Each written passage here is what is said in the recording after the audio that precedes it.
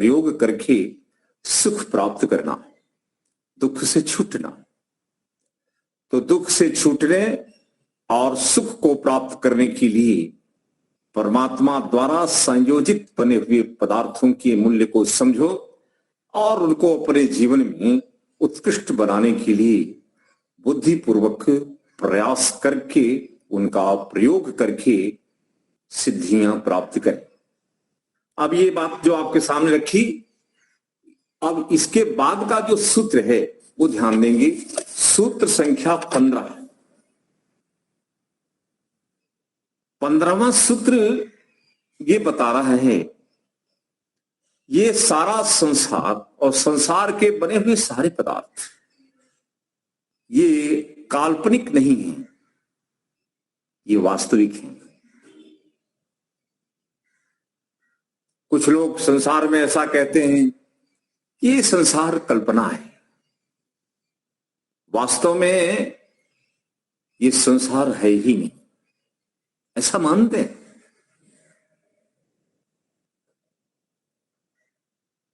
ज्ञान से उत्पन्न होता है, वास्तव में नहीं है। जैसे सपना, सपने मात्र ज्ञान होता है, पदार्थ नहीं होते। आप सो गए हैं, आपको सपने आ रहे हैं, सपने में आप अनेक प्रकार के पदार्थ देखते हैं, जानते हैं, लेकिन वास्तव में होते नहीं है। जागने के बाद क्या है? पदार्थ है ही नहीं, सिर्फ जो सपने में ज्ञान हुआ था उसी की स्मृति हो रही है, ऐसा मानते हैं। ब्रह्म सत जगत मिथ्या, स्वप्नवत संसार, संसार को सपने के समान मानने वाले हैं जी। संसार ज्ञान मात्र से उत्पन्न हुआ है, किसी ने इसको उत्पन्न नहीं किया है, कल्पना है। इस प्रकार के मानने वाले लोग हमारे देश में कोई लाख 2 लाख नहीं है, करोड़ों में है। जगत एक सपना है। What look like a dream, just like dream। जैसे सपने में मात्र जानकारी है, वस्तु नहीं है, ऐसे जागते हुए जो सब पदार्थ दिख रहे हैं ये भी अपनी जानकारी से उत्पन्न हुए हैं, वास्तव में ये उपादान कारण से उत्पन्न नहीं हुए, मात्र कल्पना है। दृष्टांत स्वप्न का देते हैं। अब जरा सा आप स्वप्न के विषय में चिंतन करेंगे, है स्वप्न का, सपना है क्या?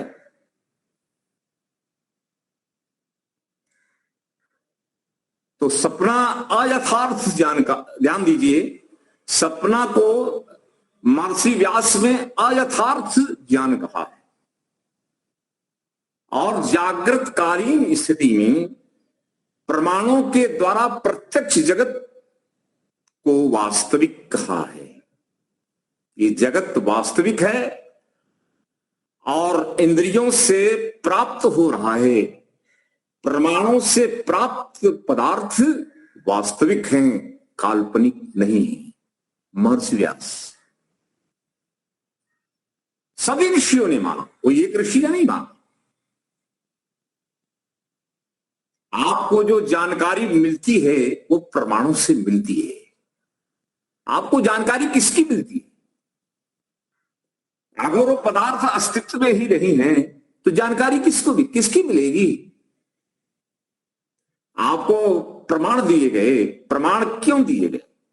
इसलिए कि जानने योग्य पदार्थों का ज्ञान उन्हीं प्रमाणों से होने वाला है। प्रमेय है तो प्रमाण की प्रवृत्ति होगी।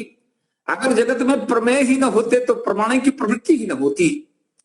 आपको कोई जानकारी मिलती नहीं और आपको सुख भी न मिलता, आप सफल ही तो न होते। इसी योग दर्शन में 5 प्रकार की वृत्तियों का प्रकरण चला और उसी प्रकरण में क्या कहा? प्रत्यक्षानुमानागमाः प्रमाणानि। प्रत्यक्ष अनुमान और आगम प्रमाण है। और व्यास भाष्य क्या कह रहे हैं? इंद्रिय प्रणाली से जो प्राप्त हो रहा है, इंद्रिय प्रणाली वो प्रत्यक्ष है। आप अपने चक्षु से जो देख रहे हैं रूप रंग, वो रूप रंग का गुण धारण करने वाले पदार्थ काल्पनिक हैं।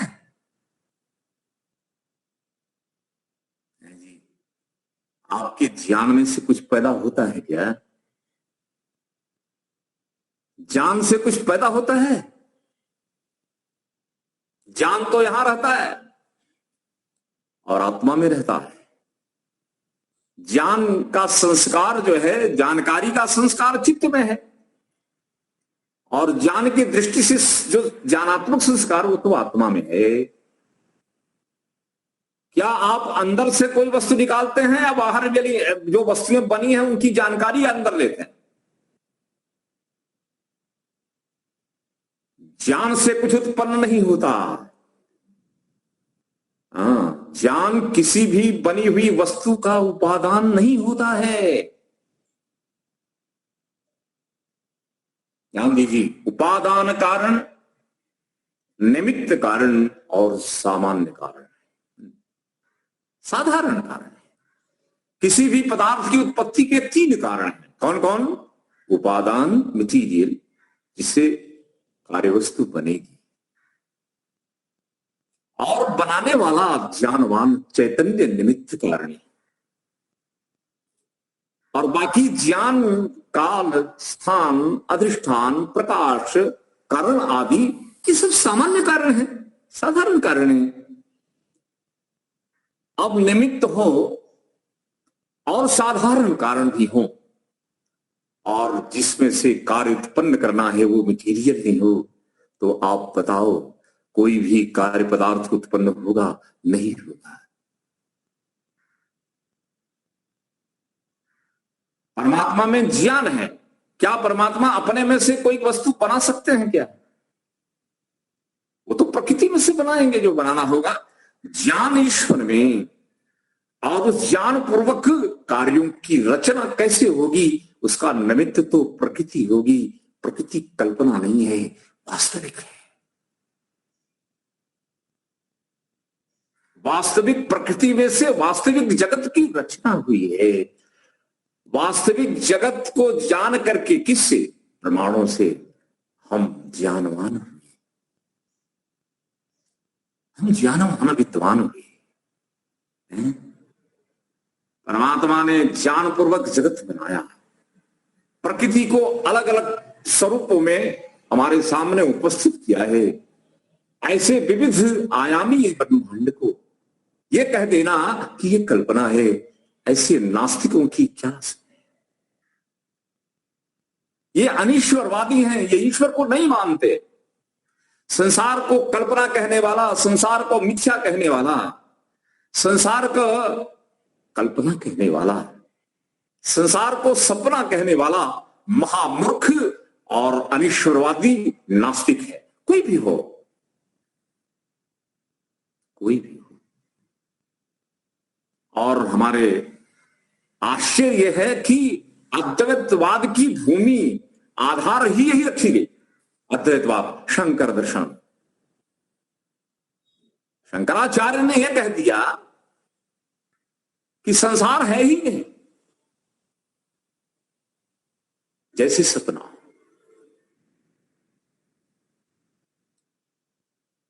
शंकराचार्य की इस मान्यता को आज हमारे देश में मानने वाले करोड़ों लोग हैं।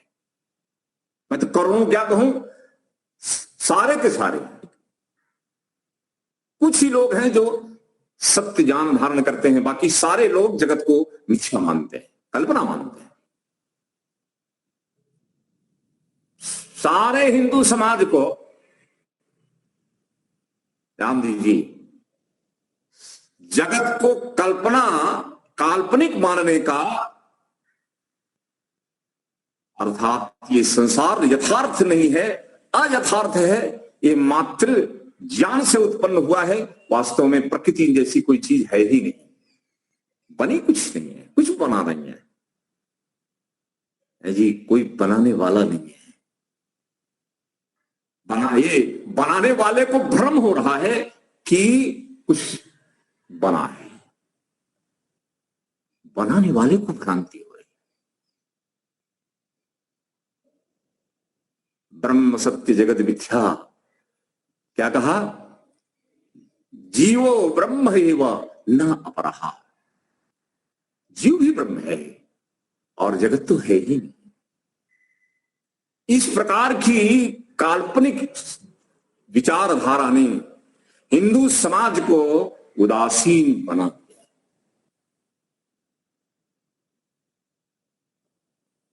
तपहीन बना दिया, साधनाहीन बना दिया। हम तो जगत तो है ही नहीं, बस जगत को बनाने वाला एक ही, आत्मा भी नहीं है, जगत भी नहीं है, जगत को बनाने का आदि कारण मूल प्रकृति भी नहीं, कुछ भी नहीं है। ईश्वर के सिवाय कुछ नहीं। शंकराचार्य अद्वैत वक्त परिणाम, बड़े बड़े साधु सन्यासी अद्वैत की पीठ पर बैठ करके पूरे समाज को भ्रमित करने का महापाप कर रहे हैं। ये समाज को भ्रमित करके महापाप कर रहे हैं।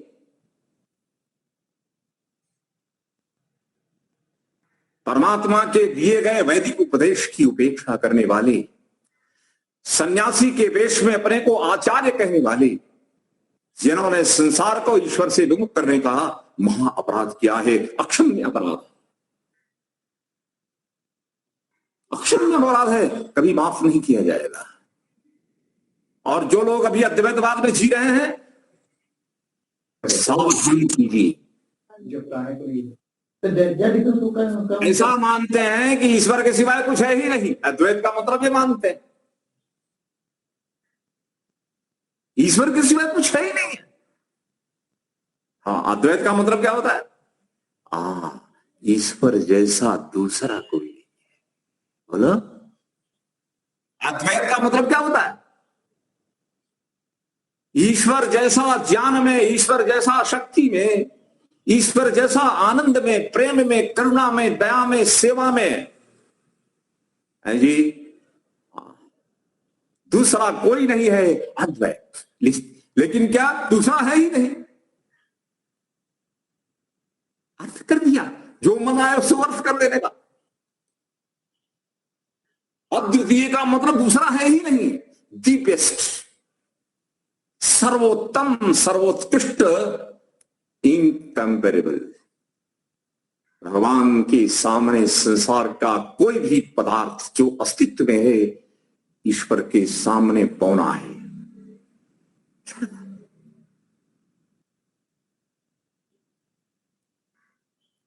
तो इस अर्थ में अद्वितीय का दूसरा कोई नहीं है। क्या तुलना करोगे?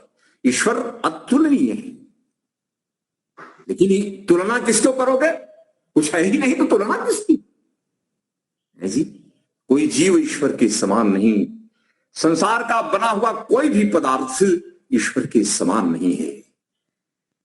संसार का कोई पदार्थ ईश्वर के समान नहीं, कोई चेतन आत्मा ईश्वर के समान नहीं। लेकिन ईश्वर के अतिरिक्त आत्माएं भी असंख्य हैं, और बोलो संसार के अनेक पदार्थ वो भी असंख्य हैं। कोई ईश्वर के सामने कुछ भी नहीं है। ईश्वर एक, आत्माएं अनेक, जगत में बने हुए पदार्थ भी असंख्य अनेक। कोई भी ईश्वर के आसपास किसी भी दृष्टि से ठहरता नहीं है। इस अर्थ में अद्वितीय, दी बेस्ट, नॉट सेकेंड, ऐसा ईश्वर। अद्वैत मत ला दीजिए। क्या है? बौद्ध आया तो बौद्ध बोलता है कि ईश्वर नहीं है, संसारम, संसार। उन्होंने कहा ईश्वर सत्य है, ब्रह्म सत्य है, जगत मिथ्या। प्रतिक्रिया किसकी? बौद्ध मत की। बौद्ध क्या बोलता है?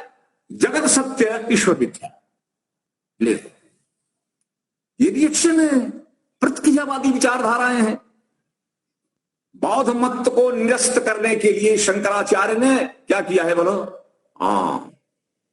आप जो कहोगे उसका उल्टा कहें। हमारे पास कोई सिद्धांत नहीं है।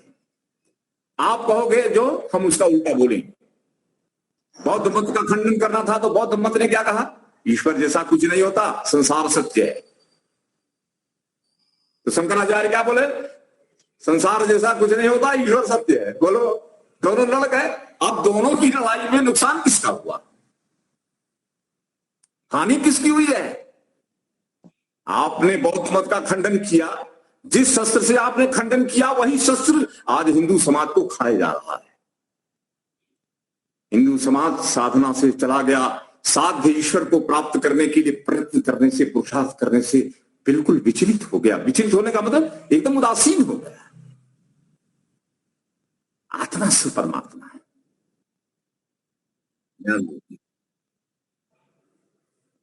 ये बातें कहना तो बड़ा सरल है। आज के समझ लीजिए 3000 3,500 वर्ष पहले हमारे देश का हर व्यक्ति, पूरे भूगोल का हर व्यक्ति ईश्वर को ज्ञेय मानता था, अपने को ज्ञाता, और जिस ज्ञान से ईश्वर को जानना है उस ज्ञान को भी पृथक मानता था। जानने वाला, जानने योग्य और जानने का साधन, इन तीनों में कभी अविवेक नहीं हुआ है। ये तो अविवेक शंकराचार्य ने पैदा किया, बौद्ध ने पैदा किया, जैनों ने पैदा किया। वैदिक सिद्धांत तो क्या कहता है? जानने वाला, जानने योग्य पदार्थ और जिस ज्ञान से वस्तु जानी जाए वो ज्ञान अलग होता है। ज्ञाता, ज्ञेय और ज्ञान, ये तीनों पृथक पृथक पंथ वाले हैं, ये एक नहीं है। आप जिसको जानोगे वो ज्ञेय है, जो जानेगा वो जानता है। और जानने के लिए ज्ञान, बोलो, वो ज्ञान, जानता और जैसे अलग चीज है जिससे जाना जाता है, अनुभव किया जाता है। तीनों को अलग अलग मानना ही सत्य है। और क्या बोल दिया? ज्ञेय कुछ है ही नहीं, जाने में योग्य कुछ है ही नहीं, जगत है ही नहीं, तो जानोगे क्या? और तुम ब्रह्म ही हो तो किसको जानोगे? ये तुमको भ्रांति हो रही है कि तुम ब्रह्म हो, और फिर भी तुम्हें भ्रांति क्या हो रही है कि तुम ब्रह्म से अलग अपने को मान रहे हो। तुम जीव नहीं, तुम तो ब्रह्म हो। भ्रांति उत्पन्न हो गई है तुमको, तुम तो ब्रह्म हो। भ्रांति तुमको उत्पन्न हुई है, एक नहीं है। एक संसार में ध्यान दीजिए। हाँ, भ्रांति तो शंकराचार्य को हुई, जगत हुआ और उसको कहा है ही नहीं। होने वाले वस्तु को न मानना भ्रांति है। संसार है और इसको कहा नहीं है, भ्रांति शंकराचार्य को हुई। जीव का अस्तित्व स्वतंत्र है, उसको क्या मान लिया? जीव ईश्वर का अंश है, अर्थात जीव ही ब्रह्म है। भ्रांति हो गई। भ्रांति तो शंकराचार्य को हो रही है। जीव को ब्रह्म बना रहे हो, ब्रह्म को जीव बना रहे, क्या बना रहे हो आप? जड़ जगत को आपने चेतन कह दिया, चेतन को जड़ कर दिया, सारा उल्टा पुल्टा करके चला दिया। परिणाम, बड़े बड़े साधु सन्यासी अहम ब्रह्मास्मि, अहम ब्रह्मास्मि, अहम ब्रह्मास्मि, अयम आत्मा ब्रह्मा तत्तमसि जी, यम लब्ध्वा, भगवान को पाओगे भगवान हो जाओगे। है जी, क्या से क्या कर डाला।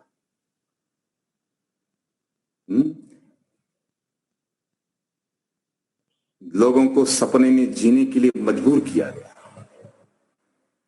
लोग यथार्थवादी नहीं रहे, सपनावादी हो गए। सपनवादी व्यक्ति सपने देखता है। क्या है सपना? सपना तो कल्पना है, लेकिन जागृतकालीन प्रमाणों से प्राप्त होने वाला संसार सत्य है। भगवान की कृति को नकारोगे कैसे? भगवान ने इसको, कैसे लोग आए संसार में? लोगों ने अपने मिथ्या ज्ञान को संसार में एक एक आत्मा में आरोपित करके और सबको, सबके दिमाग को दूषित करने का कार्य किया, दूषित कर दिया। ज्ञान दूषित हो गया।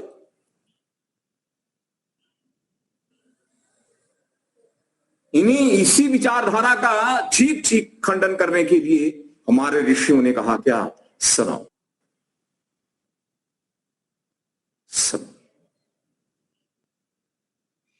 प्रत्यक्षानुमान आगम। प्रत्यक्ष अनुमान और आगम ये किसी न किसी वर्तमान पदार्थों को जानने के साधन है।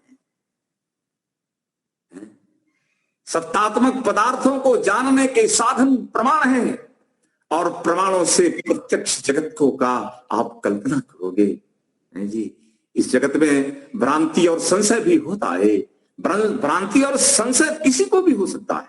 इसका मतलब यह नहीं समझना कि भ्रांति हो रही है तो पदार्थ नहीं है। पदार्थ जैसा है वैसा न मानना भ्रांति है, लेकिन उसी पदार्थ को जैसा है वैसा मानना तो सत्य है ना।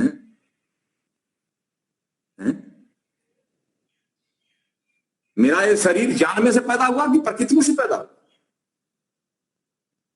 बोलो, ये सूर्य किसमें से पैदा हुआ? ज्ञान से पैदा हुआ कि प्रकृति से पैदा हुआ? सूर्य, चंद्र हैं जी, तारे, सितारे, ग्रह, उपग्रह, पृथ्वी, जल, अग्नि, वायु, अन्न, औषधियां, फल, फूल हैं, इतने प्रकार के पशु, पक्षी, कीट, पतंग, ये सारे के सारे, ये सब क्या है जी? पंचमहाभूत से बने हुए यथार्थ विश्व को निरस्त करना, उसका निराकरण करना और उसको स्वीकार न करना नास्तिकों का कार्य है। ये निरीश्वरवादी हैं, ये ईश्वरवादी नहीं है, ये नास्तिक हैं। हम तो कहते हैं कि जैसे बौद्ध नास्तिक है और जैन भी नास्तिक है, शंकराचार्य भी नास्तिक है। मैं कह रहा हूं, प्रमाण से बात कर रहा हूं। क्यों? नास्तिक किसको कहते हैं जी? ईश्वर जैसा हो वैसा स्वीकार न करके उससे उल्टा स्वीकार करना क्या है? नास्तिकता है, निरीश्वरवाद है। परमात्मा के अस्तित्व को उल्टा मानना, मानने मात्र से थोड़ी होता है।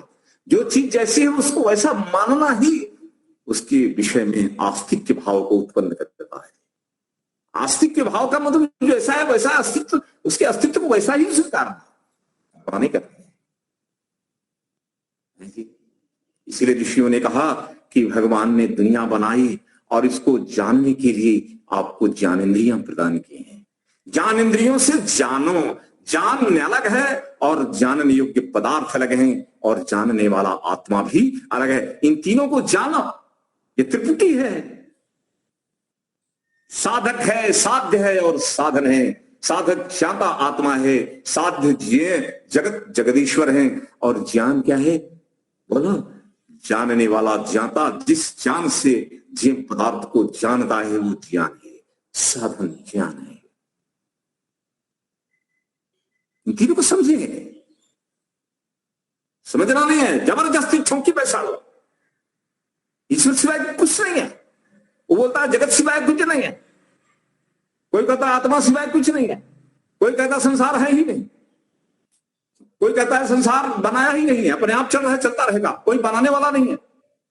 जीव है, जगत नहीं है। जगत है तो जीव नहीं है, जगत है जगदीश नहीं है। अरे क्या दिमाग का दिवालिया बना रखा है। बिल्कुल सीधा साधा ज्ञान है। तो यहां क्या बताया जा रहा है कि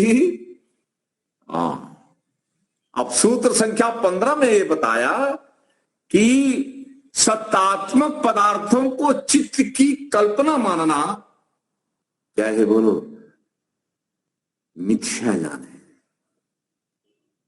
अविद्या है। प्रकृति के परमाणुओं से परमात्मा ने है जी उनका सुग्रंथन करते हुए इतने सुंदर दिव्य संसार की रचना की है।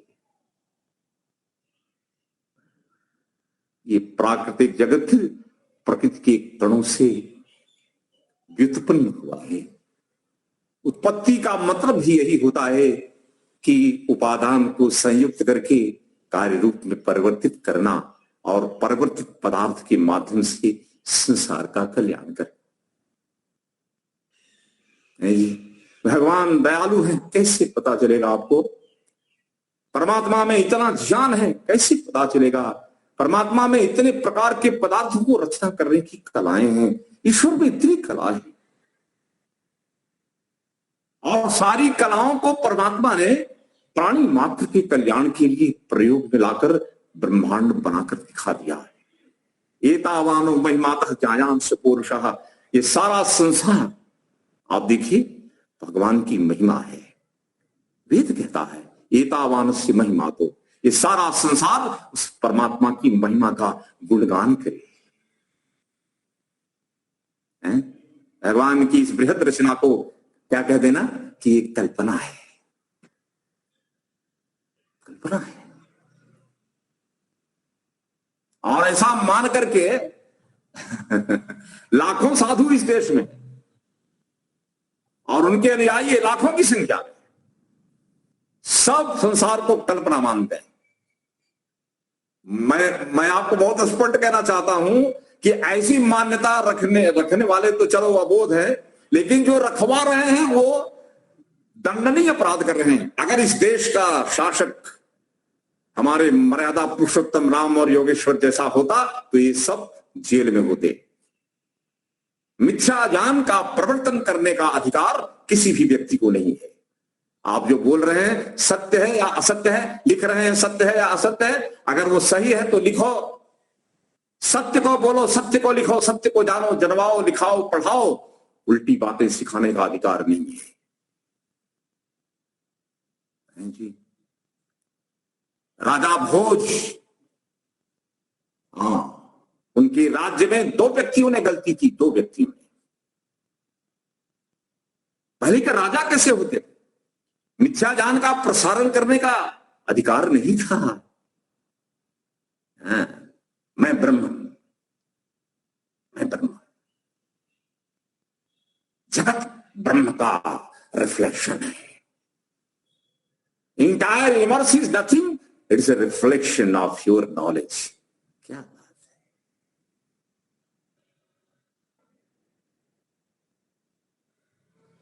आप जानो तो संसार है, नहीं जानो तो संसार नहीं है, ऐसा होता है। आप रात्रि को सो जाते हैं, सुबह जब जागते हैं तो आपको जो मिलता है वो क्या होता है? सो करके उठने के बाद जो मिलता है, अगर वो कल्पना है तो वही का वही क्यों मिला? कुछ और मिलता। पत्नी कुछ और होती, पति कुछ और होता है। आपकी कल्पनाओं से पत्नी तो बदलती रहनी चाहिए, पति भी बदलते ना, सब बदल है ही नहीं तो कल्पना, सब कुछ कल्पना है। कल्पना मात्र से मानने वालों, आप व्यवहार को सिद्ध कैसे करोगे? कैसे करोगे? ये सारा जगत व्यापार व्यवहार यथार्थ पर चलता है, प्रमाण पर चलता है। इसीलिए ऋषियों ने कहा अनुमान 3 प्रकार से होते हैं जिससे जानकारी मिलती है। प्रत्यक्ष से, अपने 5 ज्ञानेंद्रियों से आपका बना हुआ संसार देख लीजिए, जान लीजिए। और बने हुए संसार को किसने बनाया, बुद्धि का प्रयोग करके अनुमान से जान लीजिए। और फिर उसके बाद क्या कहा? जान लिया। जानने के बाद प्रत्यक्ष किया, और जब प्रत्यक्ष किया तो दूसरों को जनाने के लिए वाणी से बोल दिया। वाणी से जो बोला वो क्या बोला? सत्तात्मक पदार्थों के गुणधर्म जो आपने प्रत्यक्ष किए, उसी के विषय में आप लोगों को भी परिचय करवा दिया। परिचय शब्द प्रमाण, शब्द प्रमाण और अनुमान प्रमाण की प्रवृत्ति बिना प्रत्यक्ष की नहीं होती। प्रत्यक्ष बलवान होता है। अगर जगत में प्रत्यक्ष जगत न होता, ध्यान दीजिए, प्रत्यक्ष जगत काल्पनिक होता तो कल्पना के आधार पर बनने वाला ज्ञान भी काल्पनिक होता, अनुमान भी काल्पनिक होता, शब्द भी काल्पनिक होता, और कल्पना के आधार पर आप जिएंगे कैसे? पागल हो जाएंगे। ध्यान दीजिए, कल्पनाओं पर जीने वाले आदमी की लंबी आयु नहीं होती, दिमाग खराब हो जाता है। जितना आप प्रमाणों से संसार के विषय में जानेंगे, उतना आपकी आत्मा और बोलो शरीर, अंतःकरण बलवान, स्वस्थ, ऊर्जावान होंगे। प्रमाण के माध्यम से प्रमेय के यथार्थ स्वरूप का ज्ञान करने वाला पुष्ट होता है, स्वस्थ होता है। प्रामाणिक ज्ञान आत्मा को बलवान, स्वस्थ और ज्ञानवान बनाता है। कल्पनाओं के आधार पर तो व्यक्ति पागल हो जाता है।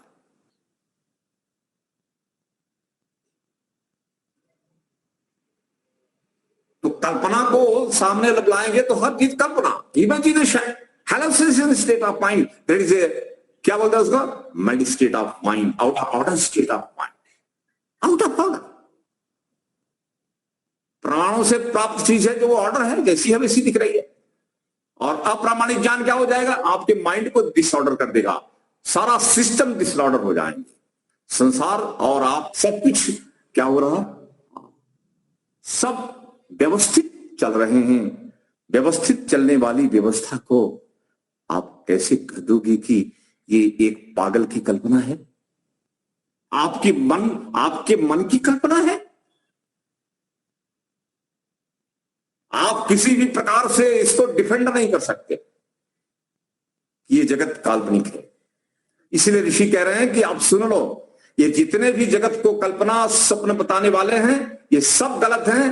अगला सूत्र इन्हीं के ऊपर बनाया ऋषि ने। क्या बनाया देखिए, वस्तु साम्य। वस्तु साम्य, वस्तु एक है, बनी हुई वस्तु एक है। जैसे आपने पीछे पढ़ा, क्या पढ़ा, पिछला सूत्र जो 14 पढ़ा वो क्या पढ़ा, परिणाम एकत्वात् वस्तु तत्व। परिणाम एक, वस्तु एक। अब एक वस्तु आपके सामने, यहां क्या कहा, वस्तु सामने। वस्तु एक होने पर भी क्या कहा, चित्त भेदात तयोः विभक्तः पंथाः। चित्त भेदात का मतलब उस एक वस्तु को जानने के, ज्ञानों के अलग अलग होने से क्या हो जाएगा, तयोः, वस्तु और ज्ञान क्या है, विभक्तः पंथाः, अलग अलग अस्तित्व वाले हैं। वस्तु और ज्ञान अलग अलग है, क्योंकि वस्तु एक है और उसकी तरफ देखने वाले लोग अनेक दृष्टि से देखकर उसको अनेक प्रकार का ज्ञान ग्रहण करते हैं। ज्ञान का मार्ग अलग है, ज्ञान का अस्तित्व अलग है और वस्तु का अस्तित्व भी अलग है। ज्ञान और वस्तु को एक कभी नहीं मानेंगे।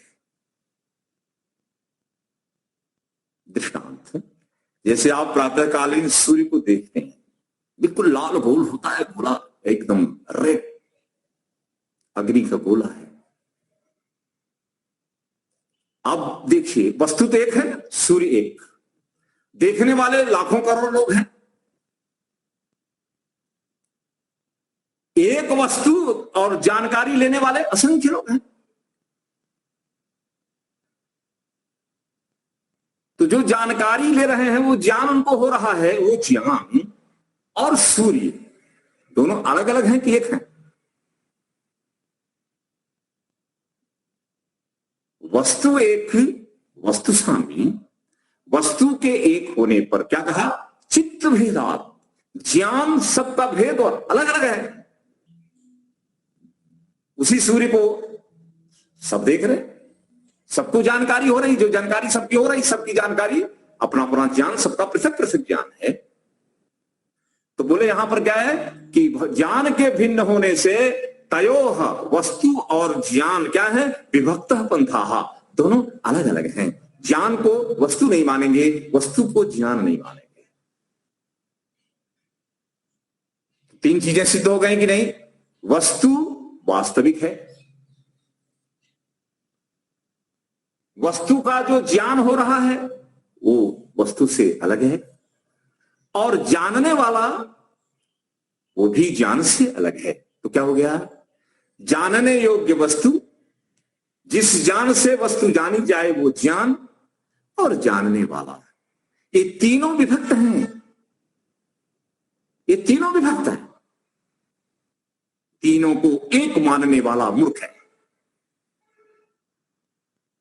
कोई क्या दे, नहीं, ज्ञान नहीं होता है, ज्ञान ही होता है। सूर्य ज्ञान में से पैदा हुआ है, और आप बताएं सूर्य कैसे पैदा हुआ है, जरा सृष्टि क्रम से बताइए, सूर्य कैसे पैदा हुआ? सत्व रजस तमसाम साम्यावस्था प्रकृति, प्रकृति महान महतः अहंकार, अहंकारात भयम इंद्रियम, अहंकारात उभयम इंद्रियम तन्मात्रेभ्य, तन्मात्राणि, तन्मात्रेभ्य स्थूल भूतानि पुरुष इति पंचविंशति गणः। क्या हुआ बोलो? अहंकारात तन्मात्राणि उभयम इंद्रियम तन्मात्रेभ्य स्थूल भूतानि, स्थूल भूतानि के बाद क्या है? पंच स्थूल भूत से ये सूर्य बना है। आपके ज्ञान में से निकला है कि प्रकृति में से निकला है? हमने ज्ञान से ज्ञान, हम जान रहे हैं तो सूर्य है, नहीं जानते तो सूर्य डूब गया, खत्म। आपके जानने से सूर्य है कि सूर्य पहले से है? नहीं, हमने जब जाना ना तो हमारे जानने से सूर्य पैदा हुआ है। क्या बात है, क्या बात है। आप बाद में आए हैं कि सृष्टि पहले? तो कौन आया पहले? संसार में आने के पहले आप हम सब आए तो इसके पहले सृष्टि बनी थी कि हम आए तब जाने तो सृष्टि पैदा हुई? आपके जान से सृष्टि पैदा हुई है कि आप आए इसके पहले बनी थी और आप आए तो आपने इसको जाना? पहले बनी थी बाद में जाना। आपकी जान से पैदा नहीं हुई जानने योग्य पदार्थ, तो परमात्मा ने पहले से ही बना दिए। सृष्टिकर्ता क्रिएटर ईश्वर है जी। संसार को ईश्वर का ध्यान दीजिए, संसार का नैमित्तिक निर्माता ईश्वर है। उसके अस्तित्व को सिद्ध न करके संसार को अपनी कल्पना से उत्पन्न हुआ मानने वाले, इनकी दिमाग की जा है जी। क्या करो, जरा सर्जरी तो करके देखो। आचार्य जी बोलते हैं तो शंकर के तो अवतार हैं, गलत बोलेंगे क्या? शंकराचार्य शंकर के अवतार हैं, वो गलत बोलेंगे? अच्छा, महर्षि व्यास तो ऋषि हैं, वो गलत बोलेंगे? चारों वेद तो प्रभु का उपदेश है, परमात्मा गलत बोलेंगे? है जी। शंकराचार्य शिव, उनके वचन प्रधान, और प्रभु का उपदेश, ऋषियों का उपदेश नहीं सुनना, नहीं समझना है। ऋषि साफ साफ क्या करें? वस्तु सामने, बनी हुई वस्तु तो पहले से ही बनी हुई है। उसके जानने वाले क्या है? देखिए क्या है, चित्त भेदा। जानने वाला जो ज्ञान है वो उससे अलग है। और क्यों कहा? तयोः विभक्तः, ज्ञान और वस्तु दोनों क्या है?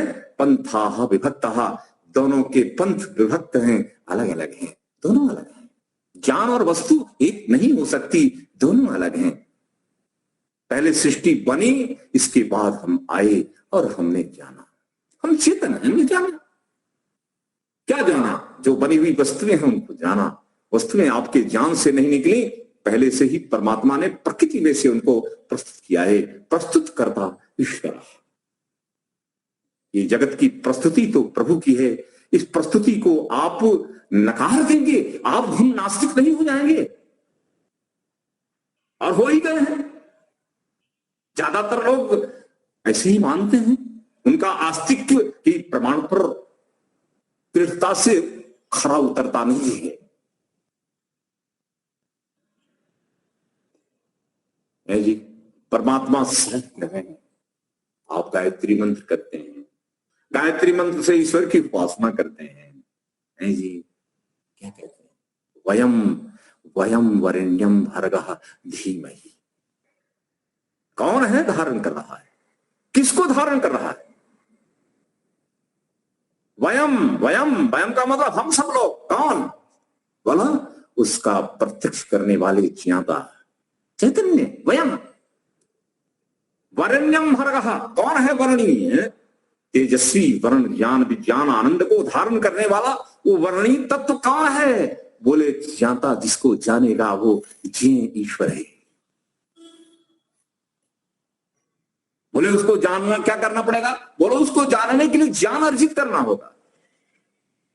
जानने वाला प्रभु प्रदत्त ज्ञान से प्रभु को जानेगा, अनुभव करेगा। प्रभु कोई कल्पना नहीं है। अगर आप जगत को कल्पना मानते हैं तो ईश्वर को भी कल्पना मानना पड़ेगा। ईश्वर भी कल्पित है। वयम वरेण्यम भर्गः धीमहि। वयम, वयम का मतलब ज्ञाता। वरेण्यम भर्गः जी, और धीमहि हमने उसको पाया। किससे पाया? बोलो किससे जाना? ज्ञान से। धिया यह नहा प्रचोदयात्। हे प्रभु, मेरी आत्मा में अपनी प्रेरणा से उस ज्ञान की ज्योति जगाओ, जिस ज्ञान से हम आपके वर्णी तेज को अपने अंदर ही प्रत्यक्ष करने में सफल हो जाए। जानने वाला आयोगी और जानने योग्य प्रभु और जानने का साधन ज्ञान। बताओ ना, कौन सी चीज कहां, कौन से मंत्र में तीनों की व्यवस्था नहीं है?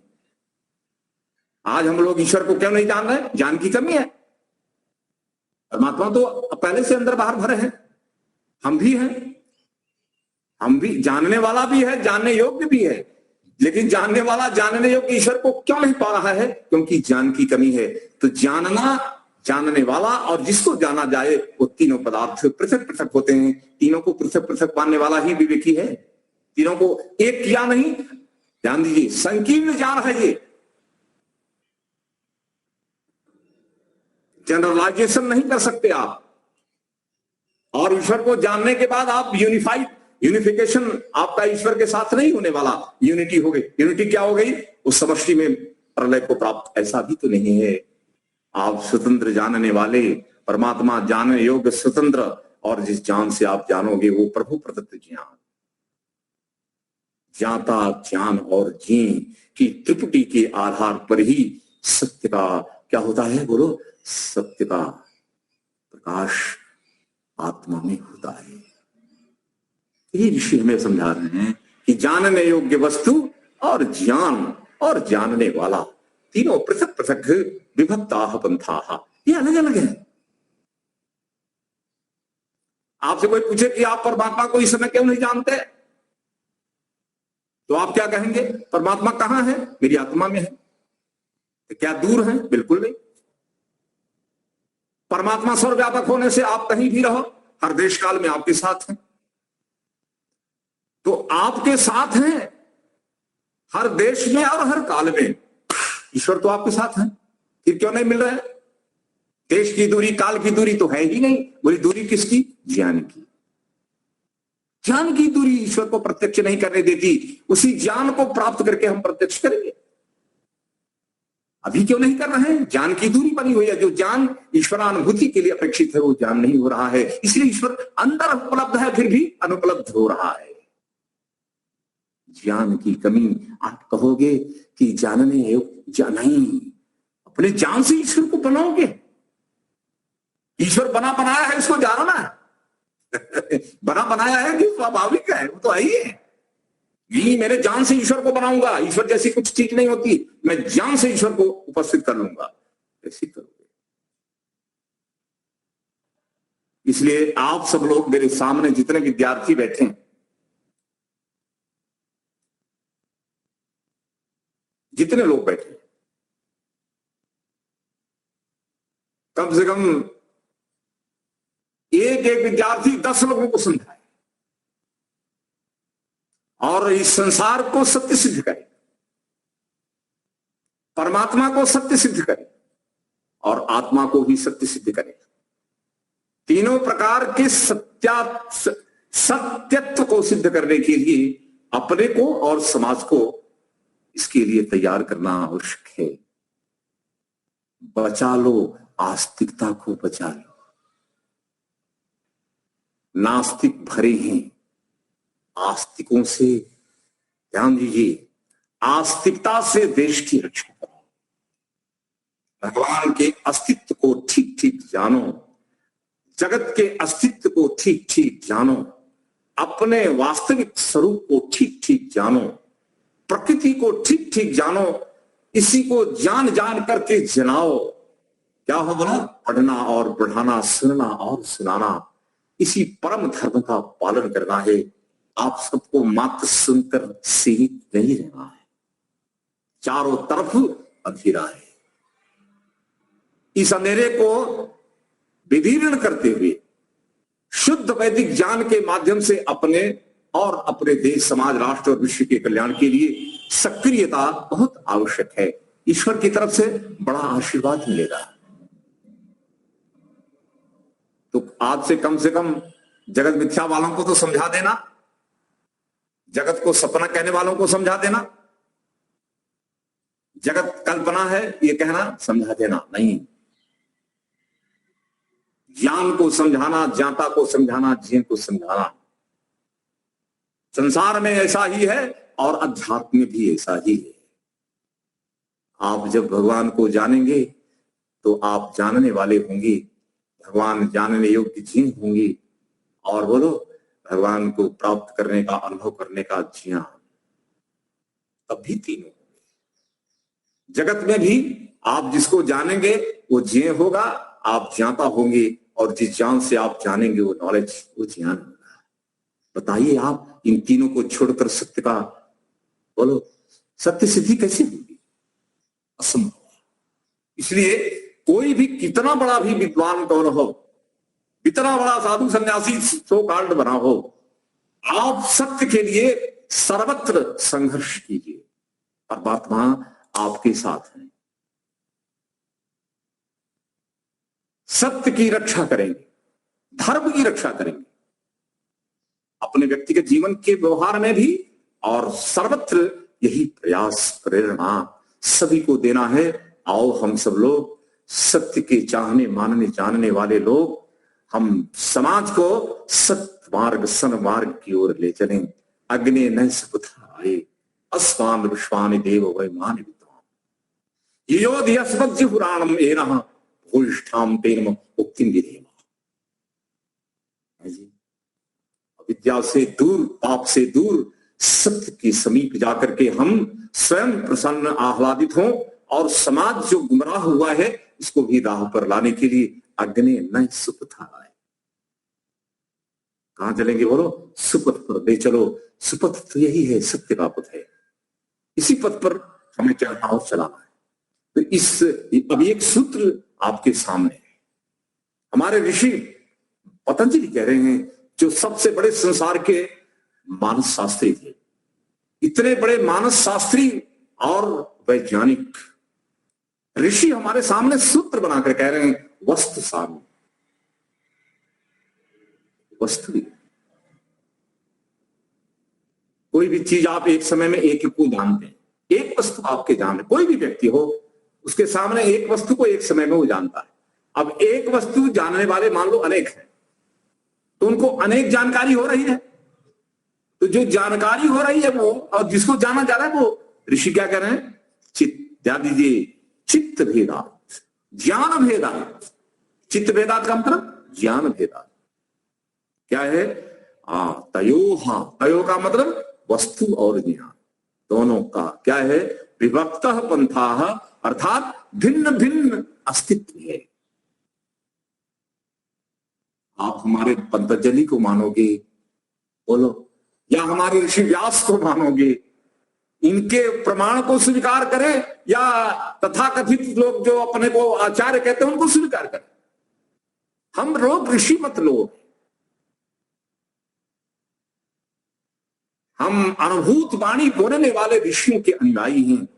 वेद और वेदानुकूल वाणी बोलने वाले ऋषियों के हम अनुकरण करने वाले आर्य लोग हैं। आर्य का मतलब यही है जो ऋषियों के अनुकूल चलता है। प्रमाणक से चलो। ऋषि ऋगत, शुद्ध ज्ञान से गतिमान ऋषि होता है। आर्य कौन है? आर्यगत, वो भी वही है। ऋषियों के अनुसार शुद्ध ज्ञान के आधार पर जीवन को चलाने वाला, अनुकरण, अनुसरण करने वाला आर्य होता है। और सब वेद की शिक्षा के अनुसार अपने जीवन को चलाने वाले जी सब कौन है? सब वेदानुयायी, वेद के मानने वाले आर्ष लोग हैं। आर्ष कहो, ऋषि कहो, आर्य कहो, सब एक ही चीज है, अलग अलग नहीं। अनावश्यक बातों को छोड़, चाहे कोई भी हो। शंकराचार्य कहे, चाहे महर्षि दयानंद ने कहा कि मेरे से गलती अगर हुई हो तो भी उसको आप स्वीकार नहीं करेंगे, क्योंकि मैं अल्पज्ञ हूं और वेद की बात को स्वीकारना मेरी बात प्रमुख नहीं है, वेद मुख्य है। वेद में तो आपको मैंने बता दिया। ऐसे सारे मंत्र, जितने भी उपासना मंत्र हैं, सब के अंदर क्या है बोलो? वस्तु भेदा। ध्यान दीजिए, वस्तु साम्य चित्त भेदा तयोः विभक्तः पंथः। ज्ञान और वस्तु का अस्तित्व पृथक पृथक है, ज्ञान से वस्तु उत्पन्न नहीं हुई, ऐसा ध्यान रखना। वस्तु की वास्तविक है और रियलिस्टिक संसार को शुद्ध ज्ञान से जान करके रियल लाइफ जीने का प्रयास करो। वर्चुअल लाइफ नहीं जीना है, हमको रियलिटी में जीना है। हम आभासी जीवन नहीं जीना चाहते, कल्पना में नहीं जाना चाहते, हम सपने में नहीं रहना चाहते, हम तो यथार्थ में जीने के लिए प्रयत्नशील हैं। और यथार्थ जीवन क्या है? प्रमाणों द्वारा समर्थित जीवन। प्रमाणों द्वारा समर्थित जीवन प्रामाणिक जीवन है और वो निश्चित सिद्ध होगा, निश्चित सफल होगा। तो सफलता के लिए हम लोग क्या करें बोलो? प्रमाणों का आधार लेकर के प्रमेय को प्राप्त करके जीवन की कृतार्थता को सिद्ध करने का प्रयास करें। कृतार्थम प्रतिष्ठम, आप कृतार्थ। तो यहां पर ऋषि ने कहा, एक दृष्टांत लेते हैं, फिर कक्षा हमारी समाप्त होगी। एक सीधा सा दृष्टांत लेते हैं। एक व्यक्ति सामने है, कोई भी व्यक्ति खड़ा है, वो कौन हुआ? वस्तु सामने, एक ही वस्तु, व्यक्ति एक है। अब उस व्यक्ति को देखने वाले, अपने ज्ञान से उसको देखने वाले, मान लो 4 लोग हैं। अब चारों व्यक्तियों को अलग अलग ज्ञान हो रहा है। वस्तु तो वही है, वस्तु सामने, लेकिन एक को देखकर, उसका मित्र है तो देखा तो क्या हुआ? अंदर से सुख उत्पन्न हो गया। मित्र को, सामने व्यक्ति तो एक ही है ना, अगर उसको मित्र मानने वाला क्या? सुखी हो। उसी को दुश्मन मानने वाला दुखी हो। और मूढ़ व्यक्ति मोह में जाएगा और विवेकी व्यक्ति न सुखी होगा न दुखी होगा। वस्तु तो एक ही है ना। ज्ञान और क्या हो गया बोलो? चित्त भेदा। यहां स्पष्ट किया, चित्त भेदा, ज्ञान भेद हो रहा है। एक जगह क्या हो रहा है? शत्रु भाव, एक जगह मित्र भाव, एक जगह मूर्ता का भाव, एक जगह उदासीनता का भाव। मित्र देखे सुखी, शत्रु देखे दुखी, मूढ़ देखे मूढ़, और ऋषि देखे तो न सुखी न दुखी, उदासीन हो गए। अब बताइए, चित्त की स्थिति और सामने वाले के साथ संबंध जोड़ना, ये सब अंदर की चीज है। उसने उस वस्तु और व्यक्ति को थोड़ी उत्पन्न किया है, वो तो है पहले से। एक वस्तु के साथ कोई दुखी हो, कोई सुखी हो, कोई मूढ़ हो और कोई उदासीन हो जाए, उसमें क्या इन चारों ने मिलकर के एक को पैदा किया है? कि चारों के अंदर अलग अलग प्रकार का ज्ञान क्या बता रहा है? कि वस्तु तो वही है, 4 प्रकार का ज्ञान उत्पन्न हो रहा है। इसलिए अगर उत्पन्न होता तो बोलो, एक को सुखी, एक को दुखी, एक को मूढ़ और एक को उदासीन बना रहा है। तो ज्ञान तो विभक्त है, अनेक ज्ञान हो रहे हैं, ज्ञान भेद है, लेकिन वस्तु तो एक वस्तु के प्रति दृष्टिकोण को बदलना आपके हमारे विवेक, ज्ञान, विज्ञान पर आधारित है। अविवेकी देखे तो वस्तु का अलग भाव बनाता है, वो बाहर वस्तु को नहीं बनाता। वस्तु आलंबन है, वो आलंबन को देखकर आंतरिक स्थिति कैसी बनती है, उसके प्रति अपना व्यवहार कैसा अंदर बना है, तो संस्कार अंदर उभरेंगे। हाँ, ये तो हमारा मित्र है। दूसरे के अंदर क्या हुआ? द्वेष वाला संस्कार पड़ा है, शत्रु वाला, ये दुख दिया था, ये दुख वाला है। ये क्या है? अरे बिल्कुल एकदम मूड है, एकदम तपस वाला है, बिना कारण चलो लूट लो, मार दो, उसके प्रति ऐसा दृष्टिकोण है। और चौथा कौन है? ऋषि है। ऋषि देख रहा है, कोई प्रभाव नहीं। न सुखी हो रहा है, न दुखी हो रहा है, न मूढ़ हो रहा है, वो उदासीन है। तो तीनों के, चारों पात्रों के अलग अलग चित्त की स्थितियों के कारण जो ज्ञान का भेद आ रहा है, उस भेद से एक वस्तु का क्या लेना देना? नहीं, ज्ञान भेद हो रहा है लेकिन वस्तु तो एक है। बस इसी चिंतन को आपको बनाना, इसलिए ज्ञान अलग और वस्तु अलग, इस सूत्र के अंदर इसी सार को हमारे सामने ऋषि ने रखा। इस संसार पृथक है और संसार को जानने का ज्ञान पृथक है और जानने वाला पृथक है, तीनों पृथक है। अब ये कोई कहते हैं कि ज्ञान में से जगत उत्पन्न हुआ, तो आप क्या कहेंगे? अरे पागल हो गए हो क्या? प्रकृति में से जगत उत्पन्न हुआ है और आपके अंदर विद्या आदि है, उसके कारण संबंध बांधकर उल्टा पुल्टा विचार आप बनाते हो, उसमें वस्तु का क्या लेने देना है? अपनी स्थिति सुधारो। अविद्या आपने उत्पन्न की है, आपके दृष्टिकोण को आपने उत्पन्न किया है, उसके आधार पर दृश्य को दोष क्यों दे रहे हो? जी दृश्य तो मेरे से पैदा हुआ, ऐसा नहीं है। दृश्य जो उत्पन्न हुआ है वो दृष्टा परमात्मा के द्वारा उत्पन्न हुआ है। दृश्य का मतलब वर्तमान जगत, वर्तमान सृष्टि का नाम दृश्य है। और दृष्टा कौन है? आत्मा। आत्मा दृष्टा है और जगत दृश्य है, दोनों पृथक पृथक है। दृष्टा ज्ञान से दृश्य को जाने और जान करके भोग अपवर्ग की सिद्धि करे। जी इसी सत्य को अगर हम आप सब लोग जान करके स्वीकार करते तो आज हमारी और देश समाज परिवारों की, विश्व की इतनी दुर्गति नहीं होती।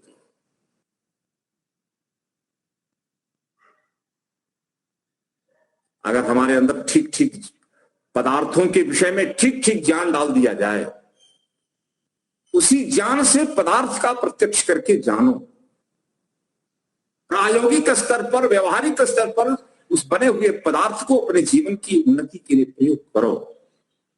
बने हुए पदार्थ साधन के रूप में आपकी साधना में सहायक होंगे और धीरे धीरे यही सहायक साधन आपको सिद्धि प्राप्त करा करके जानने योग्य साध्य पदार्थ से संबंध बनाने।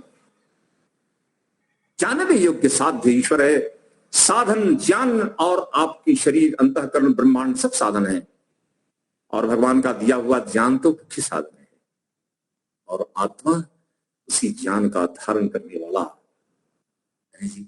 भगवान के द्वारा प्रदत्त ज्ञान को धारण करने वाला धीमहि, उसने उसी ज्ञान से उसी ध्येय पदार्थ को अपने अंतर आत्मा में क्या किया? प्रत्यक्ष कर लिया। यही तो है गायत्री मंत्र का रहस्य। क्या है? एक गायत्री मंत्र को आप समझ लो जिसके अंदर ज्ञाता, जय और ज्ञान तीनों है। ऐसे वेद के सारे मंत्र हैं और जगत व्यवहार भी यही है। जैसा जगत में वैसा बोलो वेद में, वेद और जगत दोनों का रचयिता एक है। और जगत में जो व्यवहार चल रहा है, चाहे वो व्यवहार दृश्य जगत के साथ हो, चाहे अदृष्ट के साथ हो या दृष्टा परमात्मा के साथ हो, सब यही है। इसलिए आज से आप कभी नहीं कहेंगे कि ये संसार कल्पनाओं से पैदा हुआ।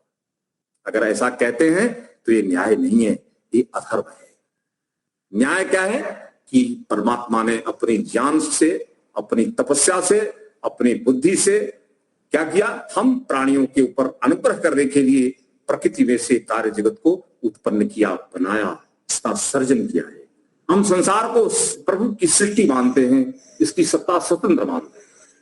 और इस दृश्य जगत को ठीक जानो और दृष्टा परमात्मा को ठीक ठीक जानो, अपने को जानो, अपने साधनों को जानो, जानकर इनके सामर्थ्य की सीमा को पहचानो और पहचान करके इनकी क्या है क्षमता के आधार पर अपनी क्षमता का विकास करते हुए ईश्वर का प्रत्यक्ष करने में सक्षम बनाओ।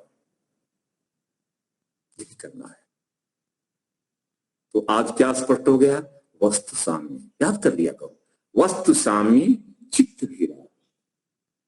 वस्तु तो एक ही है, जानने वाले अनेक हैं।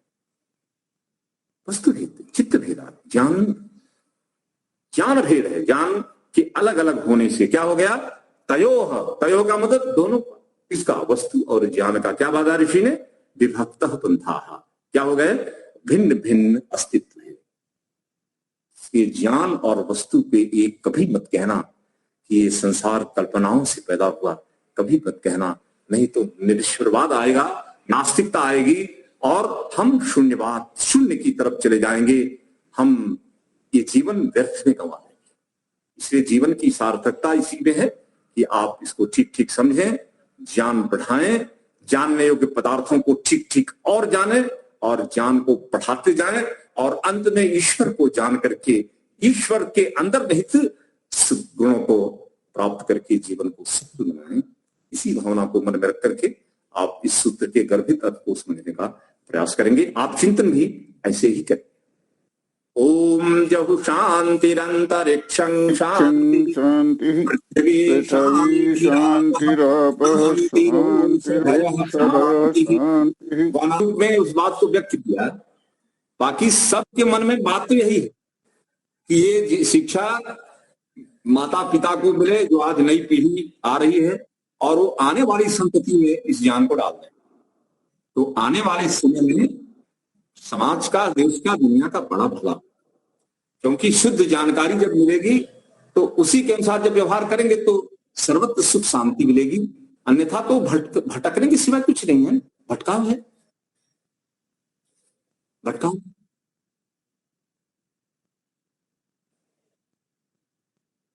चाहता हूं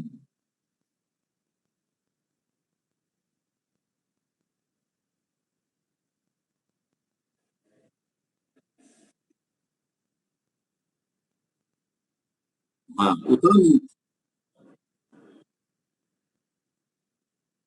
हाँ तो उसका कारण है कि उसको बदलने के लिए थोड़ा मेहनत ज्यादा करनी पड़ेगी और संस्कार अंदर वही उसी के संस्कार पड़े हैं और हमारा संस्कार संवेग के कारण हम उधर झुक जाते हैं।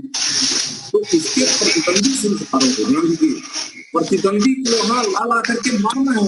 जैसे राणा जी हैं, देखिए आपके सामने, अब राणा जी से पूछो आप कि जब दो प्रतिद्वंदी सामने खड़े होते हैं, ठीक है ना, तो विजयी कौन होता है? विजयी होता है। तो पंच मारना है तो ठीक पंच सबको नहीं मार सकते, सही जगह पर पंच मारा तो मार सकते। तो ऐसे यहां पर भी है, सही पंच गलत लगे और गलत हारे और सही जीते। पांडे जी हमको विद्या को पंच मारना है। हाँ जी पांडे जी हमारे पास, हाँ बिल्कुल तत्वज्ञान से प्रहार करें। प्रहार करते करते एक दिन वो कमजोर होकर हार जाएंगे, उनका व्यक्तित्व बिखर जाएगा। तो जो तथ्य है उस पर आप आ जाएंगे, थोड़ा समय ज्यादा लगेगा, लेकिन संवेदना अगर अच्छी है तो बड़ी अच्छी गति मिलेगी। तीव्र संवेदनानाम अक्षरेखा, जितना आपका अभ्यास विवेक वैराग्य ऊंचे स्तर का होगा उतनी जल्दी लक्ष्य आपके समीप होगा। तो समीपता को, लक्ष्य को जल्दी हस्तगत करना हो तो विवेक वैराग्य अर्थात अभ्यास, विवेक और वैराग्य, इन तीनों में जरा तीव्रता लाएंगे। इनको तीव्रता लाएंगे तो फिर बातें जब अच्छी तरह समझ में आने लगेंगी और जो अविद्या है वो नष्ट होगी और विद्या टांग योग सबसे बढ़िया साधन, इससे आपकी सारी समस्याएं सुलझ जाएंगी। और राजकोट वाले जेठा भाई पंडित जी, हाँ राजकोट वाले अपने जेठा भाई चावड़ा, हाँ सुरेश भाई के बड़े भाई जो एक्सपायर हो गए, वो 62 वर्ष इसकी एज थी, 62। अब तब तक वो पौराणिक रहे, खूब कथा करवाते रहे, बहुत सारे कथाकारों को बुला करके, हजारों लोगों को बुला करके, काफी खर्च करके वो नाटक सब करते रहे अपने पौराणिक। बाद में जब वैदिक धर्म के बारे में जाना और वो परिवर्तन हो गया, तो यानी 62 की एज के बाद भी व्यक्ति बिल्कुल विपरीत, जो घोर मूर्ति पूजक था वो बिल्कुल निराकार ईश्वर में मानने लगा, और न केवल मानने लगा, अभी तो इतने प्रचार भी उन्होंने इतना किया, आचार्य को बुला देते। मैं कई बार वहां गया हूँ। नहीं, मैं आपके साथ एक बार उनके घर गया हूँ। हाँ, तो इतने यानी इतनी बड़ी एज के बाद भी हो जाता है, यदि ये हमें निराश नहीं होना चाहिए। निराश नहीं है भाई, जब से जगे तब से सवेरा मान के चलो। नहीं तो काजल,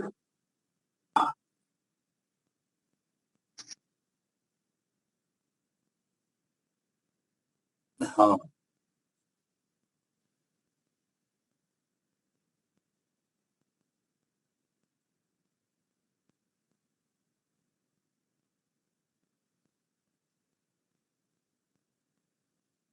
देखिए, बहुत सही कहा। अपने को बदलना अपने हाथ में, लेकिन दूसरे को बदलना उसके हाथ में है। अगर उसको नहीं बदलना है तो भगवान भी नहीं बदल सकते, उसको तो भगवान नहीं बदल सकते, लेकिन भगवान बदलेंगे दूसरे ढंग से, उनकी योनि परिवर्तन कर देंगे। चलो जाओ पशु पक्षी में जाओ, और वर्तमान में अगर बदल गए तो ठीक, नहीं बदले तो कोई बात नहीं, आप स्वतंत्र हैं, मत बदलो, करो मनमानी करना। मनमानी, परमात्मा हमेशा उसके अंदर संकेत कर रहे हैं, सही मार्ग पर लाने की प्रेरणा भी कर रहे हैं, लेकिन वो नहीं मानता है तो कोई बात नहीं। बच्चे को हम समझाते हैं, कहाँ मानते हैं, बच्चे अपने नहीं मानते, वो स्वतंत्र रूप से अपना मनमानी स्वच्छंदी व्यवहार करते हैं। तो ऐसे हम लोग भी हैं, लेकिन जो अपने को बदलना चाहेगा वो बदल देगा। उसमें ईश्वर की सहायता मिलेगी, विद्वानों की मिलेगी, औरों की भी सहायता मिलेगी, और वो बदल जाएगा। लेकिन दूसरे को आप बदल नहीं सकते जब तक कि वो न चाहे, उसकी इच्छा से वो बदलेगा, नहीं बदलेगा तो आप चिंतित मत हो, उसको लेकर, समाज को लेकर, दुनिया को लेकर चिंतित रहो। आपको अपने बारे में चिंतन करके आगे बढ़ना, ये सोचना छोड़ दो कि दूसरा क्या करेगा, क्या बढ़ेगा। हाँ, प्रचार प्रसार करते रहे, उसके दिमाग में घुसे तो मानेगा, नहीं मिले तो कोई बात नहीं, ईश्वर के न्याय पे छोड़ करके आगे बढ़ जाना। लेकिन उनकी चिंता नहीं करनी है कि वो नहीं बदल रहे तो हम क्या करें, अरे वो बदले ना बदले, हमको तो अपने को ठीक करना है। नहीं, हमने प्रयास कर दिया, इसका मतलब हमारा पुण्य कर्म हो गया। हाँ, हमारा प्रयास ईश्वर का आदेश, बस उसको मानकर बढ़ना। प्रयास सफल हो निष्फल हो अपने ऊपर देखो, दूसरे के ऊपर किया गया प्रयास सफल हो निष्फल हो उस पर चिंता नहीं करें।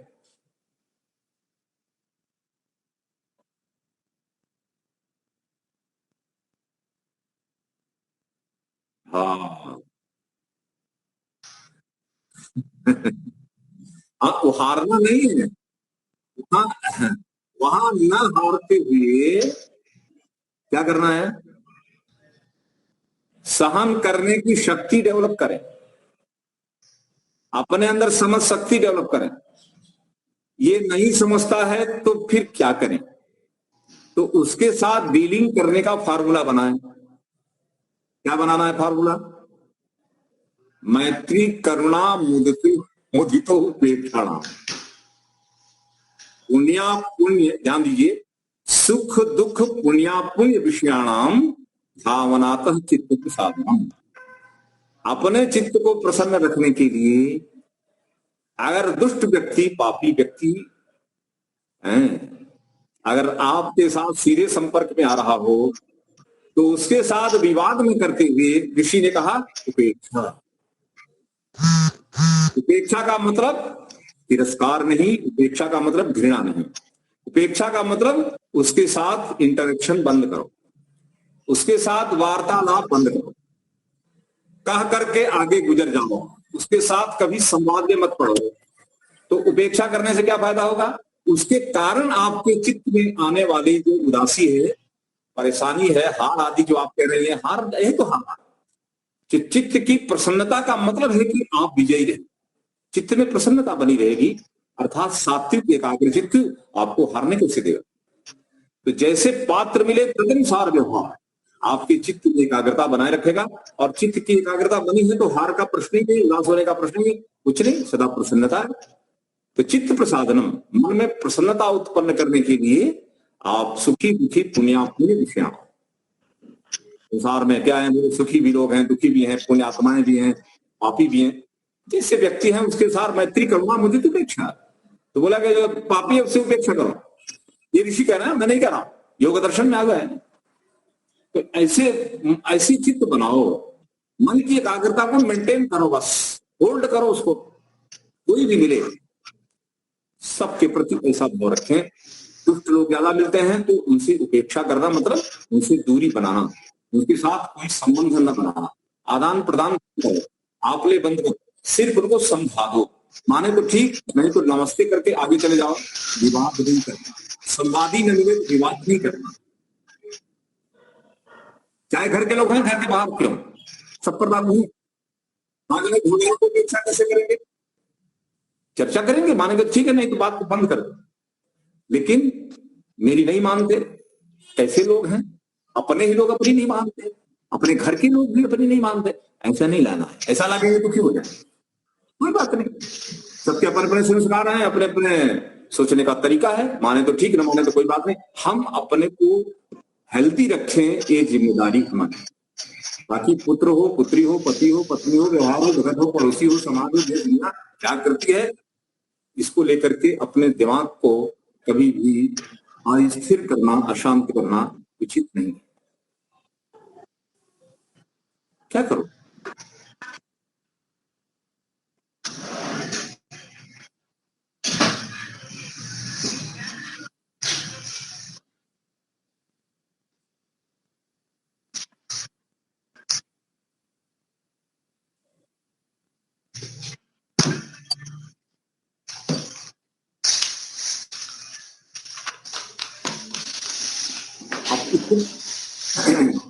अपने ऊपर अप्लाई करेंगे ना तो दूसरों को भी वैसे ही समझाना। जैसे आपके ऊपर, जैसे पेट खराब हुआ तो दवा जो है लगभग समान ही होती है सबकी, तो अपने ऊपर प्रयोग की गई दवा अपने को लाभ कर रही है, तो दूसरे को भी आप बता दें भाई आप भी यही करो, आपका भी ठीक हो जाएगा। तो अपने पर प्रयोग करना है, और प्रयोग करने के बाद जो साधन आपको दुख में से मुक्त कर रहे हैं, लगभग वही साधन दूसरों पर भी लागू होते हैं, तो उनको भी उसी शैली से समझा देंगे तो समझ में आएगा। बाकी जबरदस्ती मत करना है, क्योंकि जबरदस्ती से और दूरी पड़ जाती है। किसी के ऊपर इम्पोज नहीं करना, आरोपित बाई फोर्स नहीं करेंगे, बाई फोर्स करेंगे तो फिर वो और दूरी बढ़ती है, और नहीं सुनते, फिर फ्रेंडली बात करेंगे, माने तो ठीक है, कोई बात नहीं, ऐसा मान के चलना है। और ये कहना कि जो मैं मानती हूं उसको तुझे मानना पड़ेगा, चर्चा करो,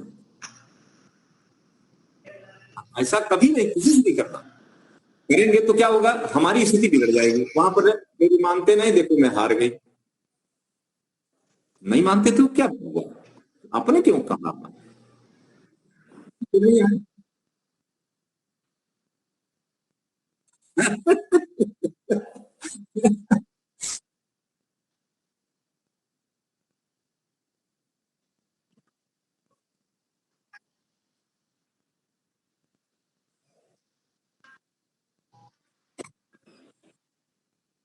हो जाता है, ज्यादातर लोग ऐसे मान रहे हैं।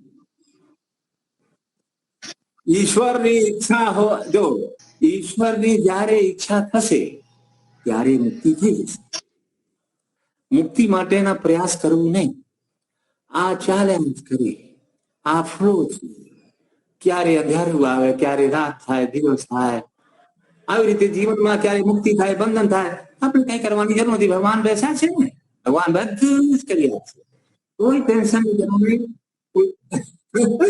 कोई साधना तपस्या की जरूर नहीं, हमें ब्रह्म छे, ब्रह्म थवाना छे, आज नहीं तो काले थवाना छे।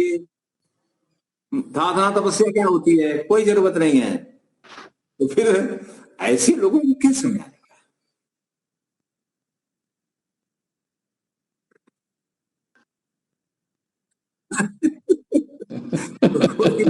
चिंता करने की आवश्यकता नहीं है, यहाँ पर तो छोड़ो, क्या करोगे, नहीं समझे छोड़ो ना,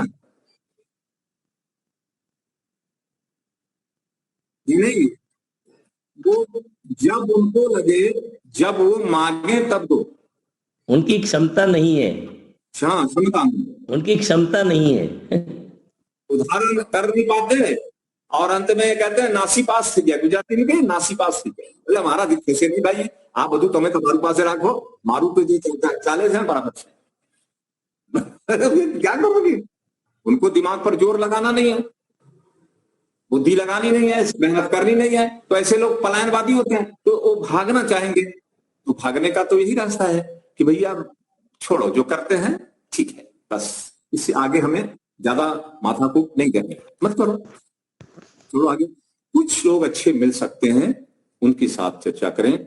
ऐसे लोग बहुत कम हैं, लेकिन नई पीढ़ी को पकड़ो, नई पीढ़ी अच्छी है। हाँ, बाकी गुरु जी समझने वाले बहुत ही कम है, बहुत कम, बहुत कम। समझाएंगे तो उल्टा हमको समझा देते हैं। कोई बात नहीं, क्या करोगे, प्रयास तो करना ही। चारों ओर देखने से बहुत दुख भी बहुत होता है, अंदर से लगता है, लेकिन करुणा रखते हुए जितना बने बनाओ।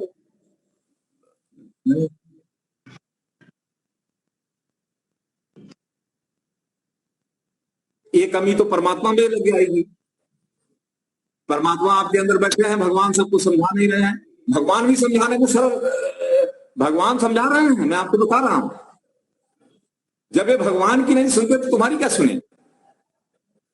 इसीलिए अपना समझा दो। भगवान कहता है कि अरे तू क्या समझा देगा, समझा, अपनी समझ पक्की करने के लिए समझा दे। बाकी तो मैं इनको 24 घंटे समझा रहा हूं, ये समझते नहीं।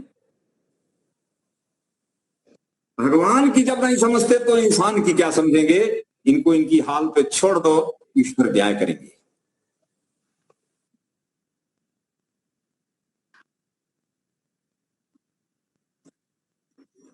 ऐसा नहीं,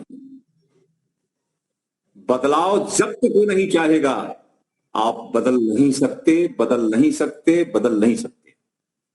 भगवान पूर्व जन्म के संस्कार चाहिए। मैंने कहा ना कि जब भगवान बदल नहीं सकते तो हम कौन। पूर्व जन्म के संस्कार चाहिए, या ऊंचे संस्कार चाहिए, वर्तमान में ऊंची विद्या शिक्षा चाहिए, अच्छी संगति चाहिए, अच्छा चिंतन चाहिए, तब जाकर के वो पॉजिटिव फील्ड बनती है। और ऐसी फील्ड पर बीज डालो, काम करेगा। अब बिगड़ी हुई जमीन में आप अच्छे दाने डाल भी दो तो सूख जाएगा ना, वो गल जाएगा, कुछ नहीं होने वाला है। इसलिए प्रयास करते रहना है, इसी में कोई ना कोई अच्छे पात्र मिलते रहे तो सिखाते समझाते रहे। ठीक है, ठीक है, सबको फिर मिलते हैं। 5:30 हो गए। कल आप सबसे फिर नमस्ते नमस्ते नमस्ते, सब लोग लगे। नमस्ते नमस्ते।